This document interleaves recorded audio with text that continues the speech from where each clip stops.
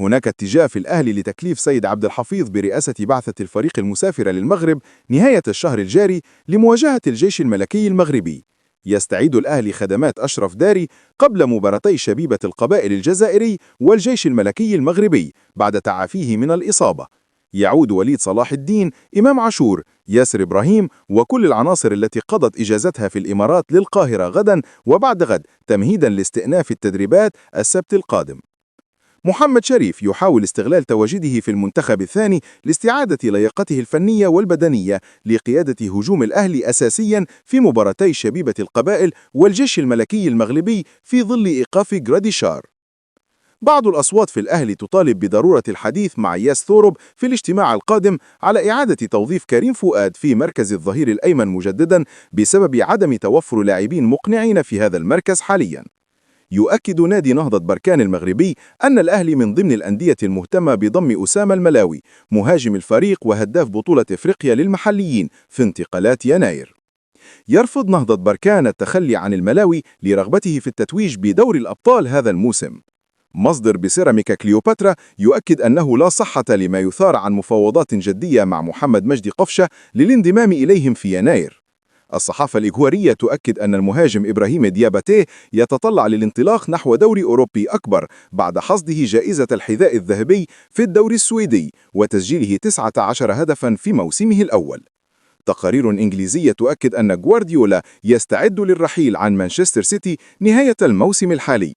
يؤكد الجيش الملكي المغربي أن إصابة رضا سليم بسيطة وسيعود للتدريبات قريبا وسيلحق بمباراتي الفريق أمام يونغ أفريكانز والأهلي بدور الأبطال. يحاول نادي الزمالك توفير عروض لشيكو بنزا في يناير للتخلص من اللاعب الأنجولي الذي أثبت أنه لا يليق فنيا ولا خلقيا وتسبب في حرج كبير للنادي. يتوصل الزمالك لاتفاق شبه نهائي مع مدربه السابق يانيك فيريرا على تسوية مستحقاته المتأخرة والشرط الجزائي. يدخل نادي الزمالك في مفاوضات جدية مع جوزيه غوميز لإقناعه بالعودة للفريق مجددا، لكن هناك تحفظا من المدرب البرتغالي على الرحيل من الفتح السعودي. الزمالك يطمئن على محمد إسماعيل مدافع الفريق من طبيب المنتخب الذي أكد أن اللاعب لا يعاني سوى من كدمة فقط. يرفض الزمالك زيادة العرض المقدم لمحمد السيد بعد رفض اللاعب التجديد مقابل 5 ملايين جنيه في الموسم، وهناك اتجاه لعرضه للبيع في يناير القادم. يتوصل فرجاني ساسي مع الزمالك لبحث الحلول الودية لأزمة مستحقاته بعدما حصل على حكم بتغريم النادي 800 ألف دولار وإيقاف القيد. يدرس نادي الزمالك جديا التراجع عن بيع سيف الجزيري ومحمد عواد في انتقالات يناير القادم بعدما تأكد من عدم قدرة الصفقات الجديدة على تحقيق الإضافة. محمد شناوي يعود للانتظام في تدريبات المنتخب الوطني اليوم بعد اكتفائه بتدريبات تأهيلية أمس لشعوره بإجهاد عضلي. يعقد حسام حسن المدير الفني للمنتخب جلسة خاصة مع أحمد فتوح في معسكر المنتخب بالإمارات للحديث عن ضرورة استعادة مستواه قبل كأس الأمم الإفريقية لرغبته في تواجده بالبطولة. ضم حلمي طولان محمد عادل سيراميكا كليوباترا وإسلام سمير الاتحاد السكندري لمعسكر المنتخب الثاني قبل كأس العرب.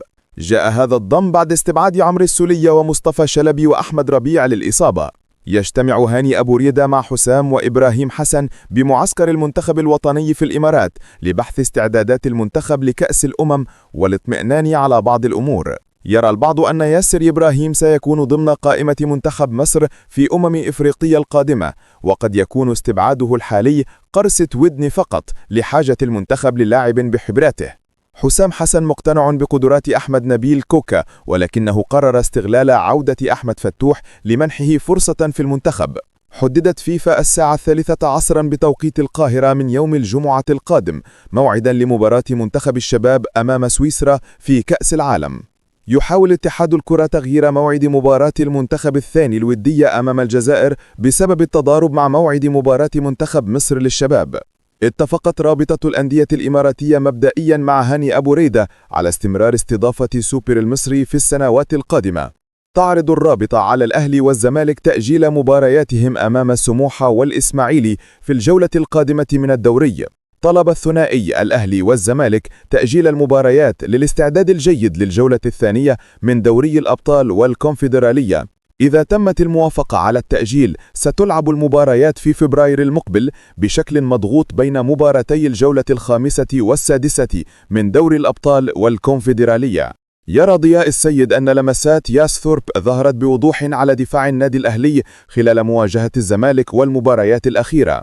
بدأ ثورب في صناعة منظومة دفاعية قوية ومنح جميع اللاعبين حتى المهاجمين أدوارا دفاعية واضحة مما ساهم في حماية الخط الخلفي. يؤكد ضياء السيد أن ثنائية ديونغ ومروان عطية كانت بمثابة الستارة على الخط الخلفي.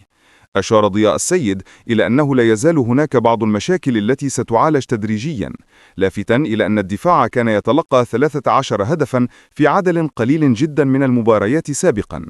يعتبر ضياء السيد أن تفاؤله بالمدرب جاء منذ تصريحه بأن الهجوم الجيد قد يفوز بالمباريات، لكن الدفاع الجيد هو من يحصد الألقاب. يرى ضياء السيد أنه من الطبيعي أن يدفع ياس يوروب بمدافعين مثل أحمد رمضان بيكهام في الدقائق الأخيرة لتأمين الفوز ومنح صلابة أكبر.